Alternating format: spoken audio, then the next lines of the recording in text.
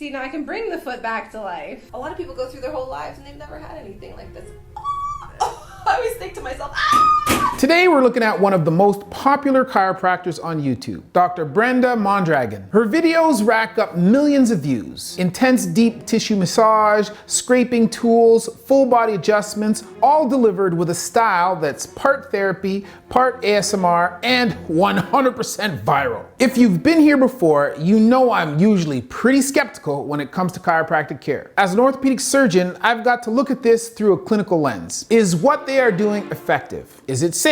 And is it actually helping people? Or just making great content? This isn't about dunking on chiropractors for the algorithm. It's about taking a closer look at what's really going on, biomechanically, neurologically, and even culturally. Why does this kind of care feel so powerful to so many people? Oh my gosh, I feel so relieving. If you are a returning viewer, do me a solid and give the video a like and a comment, cause it's the easiest way to support the intern army. If you are new to the channel, welcome. Watch the video first, and if so inclined, give me a like at the end. And don't forget to subscribe with notifications so that you can be alerted when I post chiropractic breakdown content, and also be a part of my march to 1 million, bro. And with that out of the way, let's get cracking. Oh, okay, I see what you did there. Dr. Mondragon's signature style? Raw. Hands-on and highly intuitive. She doesn't follow a fixed routine, sort of. She works by feel, using palpation, and real-time feedback. Her sessions flow between soft tissue prep and targeted joint adjustments. And that prep work, it's often intense enough to leave visible bruises and abrasions. Yeah, the scars don't lie. Blood never lies. It's visual, it's visceral, and she captures every crack with optimal mic placement designed for maximum impact. I'm gonna have trouble with this. this really isn't ASMR. It can never be ASMR because of there's so much ow, ow, ow, ow. But is this just shock value, or is there something more therapeutic happening here? Let's take a closer look. First, what really makes Dr. Mondragon stand out isn't just the dramatic cracks or catchy one-liners. It's what she does before the adjustment instead of jumping straight into spinal manipulation. She takes a moment to feel the stiff areas. It's almost like seeing how it lives without being pre-manipulated. I'm not sure if that makes sense. But in my world, it's like, okay, how does it move without me doing anything to it? You know what I mean? So I try to get it as loose as I can for them before I adjust it. Then she spends a large part of each session prepping the body, almost like she's digging for gold. But in this case, it's for knots. She uses deep tissue massage, rollers, cupping, and scraping tools to work on the soft tissue first. She often describes this as loosening the area or bringing blood to the surface. See how it's kind of like puckered here? That puckering is what the blood coming to the surface there. But that's what we want. It's like, why would you do that to yourself? Why would you give yourself a rash? It goes away. Okay, your body knows how to deal with that type of stuff. There's so much blood coming to the surface. Now, medically, this approach kind of makes sense to a degree. Kinda. This kind of prep can reduce muscle guarding when muscles tighten reflexively to protect an irritated or unstable joint prior to treatment. It may also improve fascial glide, helping connective tissue layers slide more freely, making adjustments smoother and less forceful. But it may also be the actual treatment itself, making subsequent adjustment unnecessary. So that's the blade right there. I'm using it basically as an edge to comb through the fascia. Fascia is a thin, stretchy connective tissue that wraps around muscles, kind of like cling wrap. It helps hold your body together and affects how you move and feel. But fascia isn't just passive. It responds to tension, transmits force, and even has nerve endings. When fascia gets stiff or sticky, after injury or chronic tightness, it can limit motion and cause pain. Your fascia should move and glide. When it doesn't, then we get those big pockets of blood like we had. Yeah, just a lot of stagnation there, not a lot of circulation. And when it comes out dark like that, that means there's a lot of blood just sitting in there. Your skin was like glued to you. So it took me about 10 minutes just to unglue it, and then it's like working on a car that hasn't been had its oil changed ever. So working on fascia, as Dr. Mondragon does, might help muscles and joints temporarily function better by improving how soft tissues move and interact around the joint. And you may think, that scraping technique looks familiar.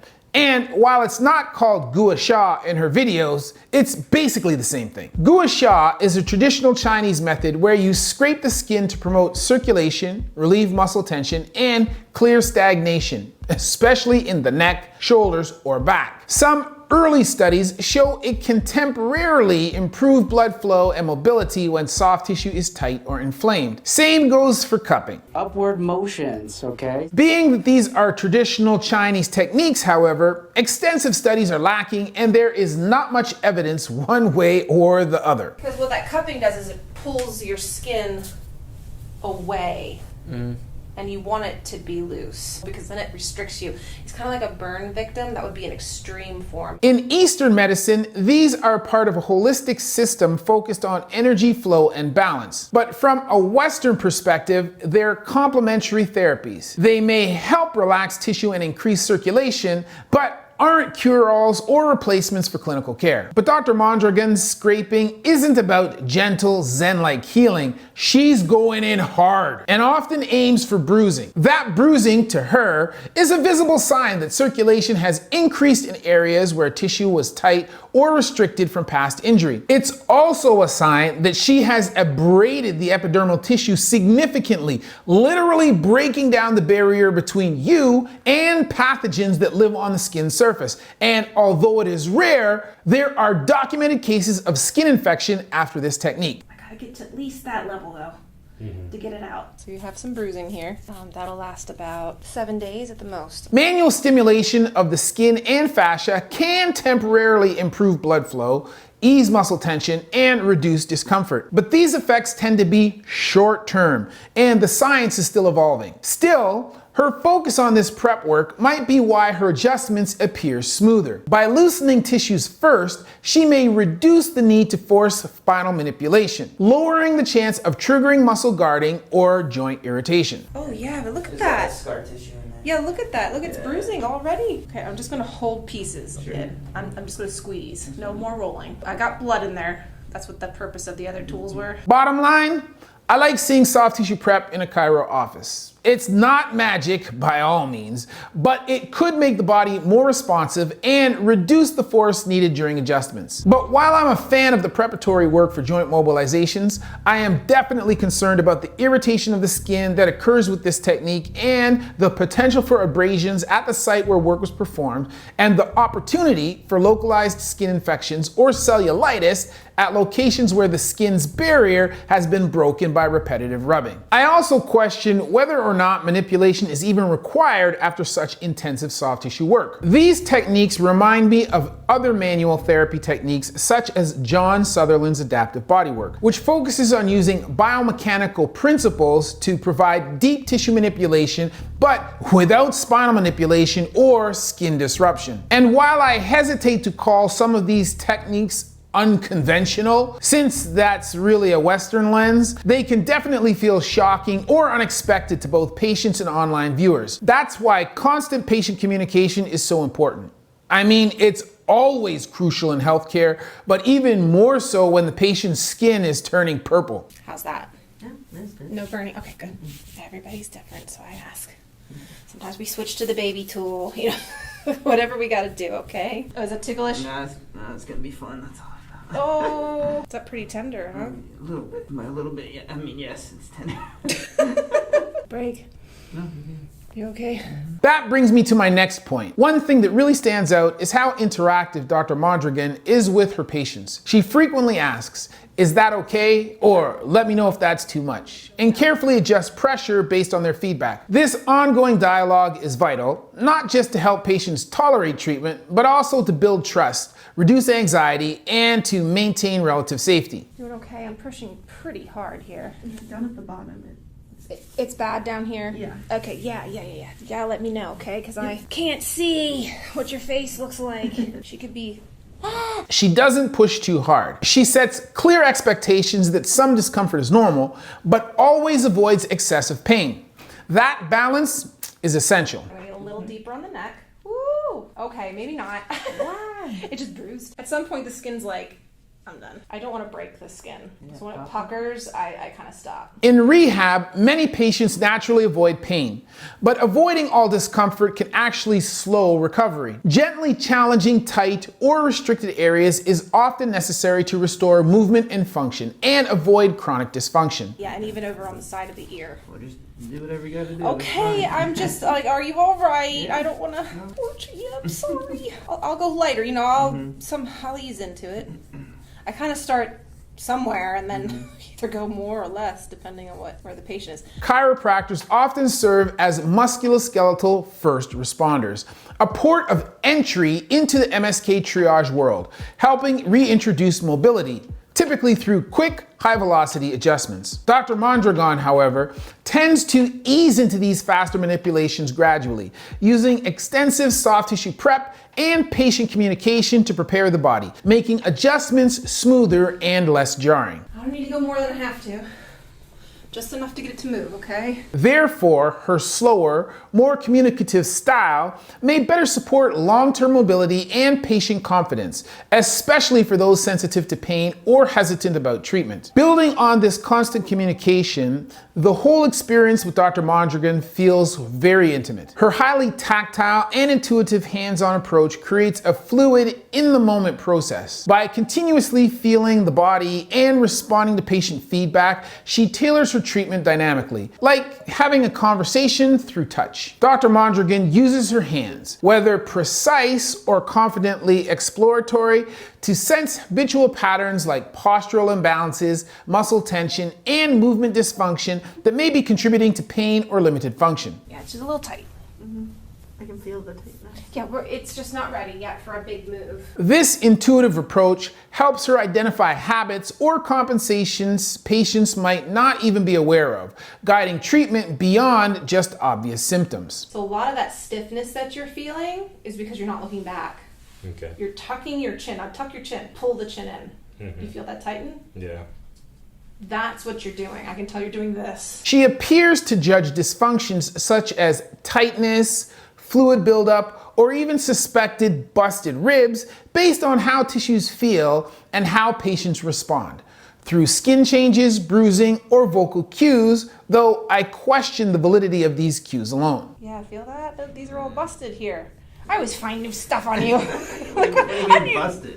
They're busted. Look at that. No, it seems she bases some assessments on where bruising appears, but bruising can have multiple underlying causes beneath the skin. For example, minor capillary leakage, clotting issues, or medications like blood thinners, and isn't always directly linked to structural damage. In fact, bruising may simply reflect where she decided to apply pressure and to how much pressure she decided to apply in that area. Without a standardized application of pressure measure, there is nothing to distinguish the results from what she subconsciously wanted to produce based on her preconceived notions of the problem at hand. Still, from a medical standpoint, manual palpation can be a powerful tool for detecting muscle tone, guarding, swelling, fascial adhesions, and joint stiffness, especially in skilled hands. In some musculoskeletal settings like chiropractic, physical therapy, and osteopathy, trained practitioners may even outperform some mechanical tools in detecting subtle dysfunctions. However, palpation is subjective and less reliable for deeper or systemic issues. For a thorough evaluation, it's best paired with movement assessments like FMS or SFMA, range of motion tools, special orthopedic tests, and imaging when red flags are present. In short, touch tells a lot with experienced practitioners, but not the full story. Blending intuitive manual assessment with objective tools leads to safer, more precise, and individualized care. Typically, in a medical context, musculoskeletal diagnosis is based on a combination of history, physical exam, diagnostic imaging, and special tests. While any one of these tools might give you the likely diagnosis on its own, the other tools serve to corroborate the diagnosis and to verify your clinical suspicion was correct. And while that confident hands-on intuition can absolutely be effective because everybody is unique, it's still important to pair that skill with other diagnostic modalities and a grounded understanding of anatomy. Now, to be clear, I'm not saying that Dr. Mondragon lacks anatomical knowledge. She clearly knows the basics that any chiropractor would be trained in. What makes the cracking joint popping? Synovial fluid. There's a refractory time. People really, they really don't know. When you see it under an MRI, the bubble coalesces and then it dissolves back into fluid. She's counting up the spinal vertebrae by their medical terms. 2, 3, 4. T4 is the bad one. T5, T6. Then it switches. And explaining how different regions connect. This is the bottom anchor of this region. T4 region here, where the traps kind of switch directions. There's like a piece of fascia right here, of clear fascia that just gets pulled in, and it's made to do that. It's a common area of congestion, and that's where you have it. It's all up at the top. Yep. So there's almost always this cross on everybody. Tight here, normal. And this contributes to the low back pain. When this tightens up and locks up, guess what works too hard? Yep. This guy. So again, she demonstrates a working familiarity with the body, as you'd expect from any medical professional. But because she doesn't seem to rely on imaging or formal diagnostic confirmation, and instead works mostly from real-time feel, it can sometimes seem like those terms are used more for effect than for precise clinical reasoning. Is it helpful? Maybe. Is it a bit performative? Sometimes. Is it always accurate?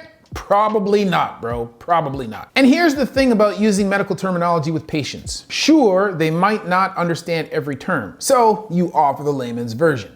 I do this myself. But it's still crucial that, at the very least, the medical professional knows what they're talking about. Confidence does not always equate to accuracy or veracity. And while a bit of looseness might not be a huge issue with non-invasive techniques like chiropractic adjustments, it can get risky when patients start trusting confident-sounding statements as accurate diagnoses, especially without objective evidence to back them up. In surgery or more invasive fields, there's no room for that kind of improvisation. You have to be accurate because the consequences are too serious not to be. This is one of the hidden benefits of practicing non-invasive techniques such as chiropractic.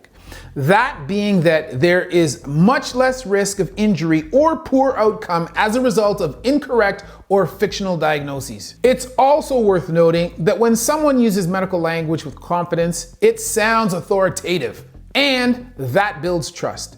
But that trust comes with responsibility, especially in healthcare. That's why it stands out when Dr. Mondragon occasionally blends anatomy with more abstract or loosely defined ideas, like talking about fluid trapped in the scalp while adjusting the skull to relieve sinus pressure. I mean, I've felt it where it's swollen up into the top of their skulls. Well, you let me know if it's too much. No, you're fine. I'm just squeezing out fluid. No, you're fine.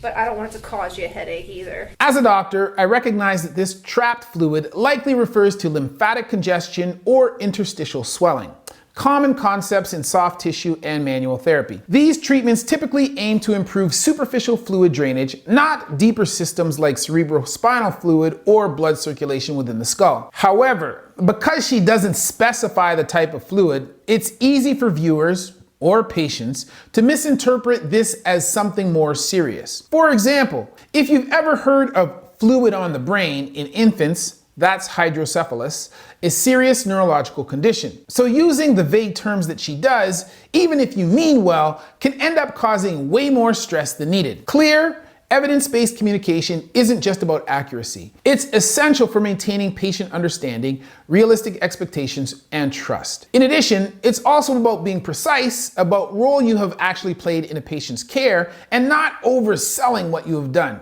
or make it seem like you have reversed the course of a major malady when in reality you were only as effective as, say, elevating a limb. And my final point touches on one of the most controversial aspects of chiropractic care in general. I've covered this in other videos, but it's especially relevant here because of how fluid, intuitive, and holistic Dr. Mondragon's style seems to be. There's a foundational idea in many manual therapy disciplines, including chiropractic, that the body is deeply interconnected. And honestly, I agree with that in principle. Improving circulation, mobility, or tissue quality in one area can ripple through the body via movement chains, fascial tension, or neurological pathways. Pain rarely lives in isolation. It's often a signal of restrictions or compensations elsewhere. That's the headache.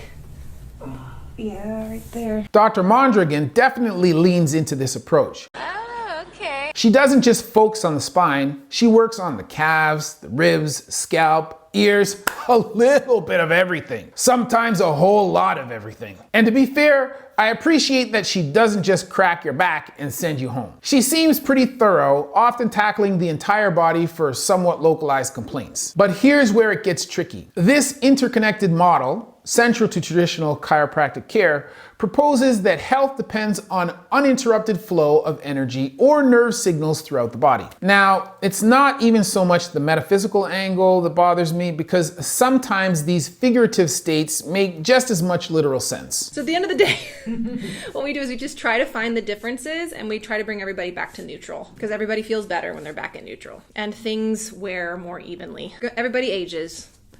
You just want it to wear evenly, okay? What's more concerning is that some chiropractors take this idea further, claiming that joint misalignment, called subluxation, is the root cause of all dysfunction. They believe that by restoring proper alignment, you can reset the entire system. This leads to spinal adjustments being overemphasized as the key to nervous system health, as if fixing one joint could solve a complex whole body problem. While modern chiropractic care has become more evidence-based, this core belief still shapes many practitioners' approaches, resulting in an almost excessive focus on joints, when in fact, spinal manipulation may not even be necessary at all. The joint is always the goal in a chiropractor's office.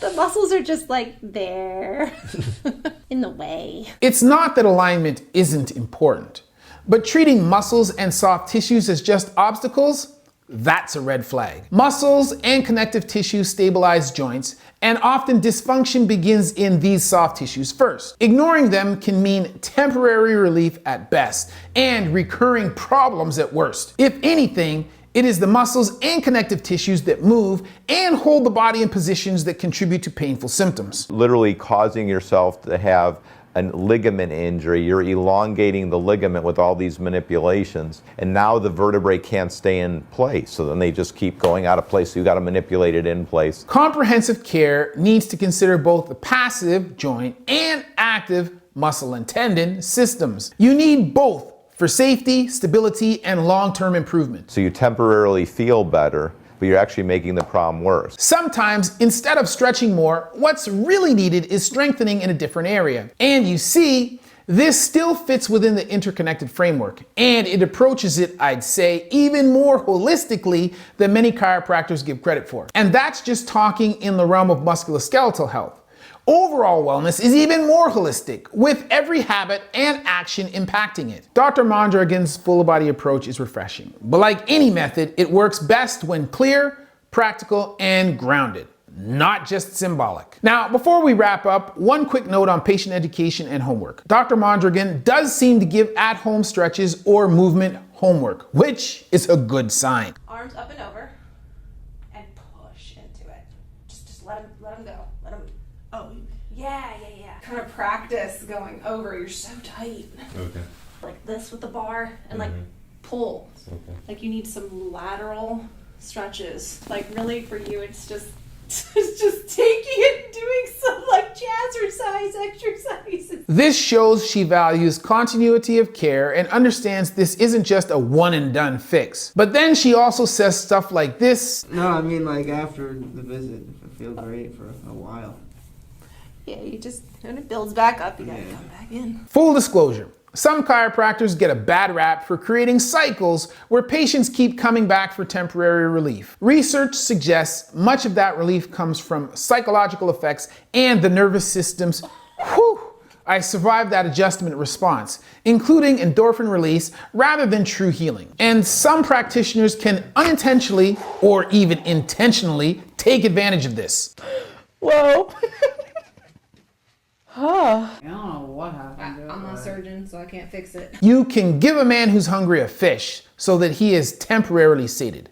But if you teach him to fish, he will never be hungry again. From what I can tell, it's a bit unclear if Dr. Mondragon consistently does follow-ups or if some sessions are one-offs. Still, offering any post-care education beats just cracking someone and sending them off with nothing. In any case, patient self-management, things like movement retraining, proper loading, and habit changes are key for real lasting improvement. That's what keeps you from becoming dependent on passive treatments and allows you to avoid situations that cause your dysfunction in the first place. So here are a few key takeaways. Soft tissue work and a solid understanding of biomechanics really matter before jumping into any adjustments. Paying close attention to how someone moves, listening, and observing is hugely valuable. Those shock value, intentional or not, ASMR style adjustments Dr. Mondragon does, they're definitely satisfying to watch and they may provide some short-term relief. But lasting results come primarily from rehab, movement work, and real body retraining. Okay, so we're gonna have to work on this a little bit, your posture. It's okay, we're gonna teach you an exercise, okay? Okay. Ultimately, Dr. Mondragon's videos remind us just how connected the body is. Muscles, fascia, nerves, joints, all working together. Getting to know a patient's body and helping it feel safe and receptive to care is a huge part of working with people in pain. And to be honest, I find the techniques that Dr. Mondragon uses to be much more safer than, say, the ring dinger or the Y-strap. So there's that.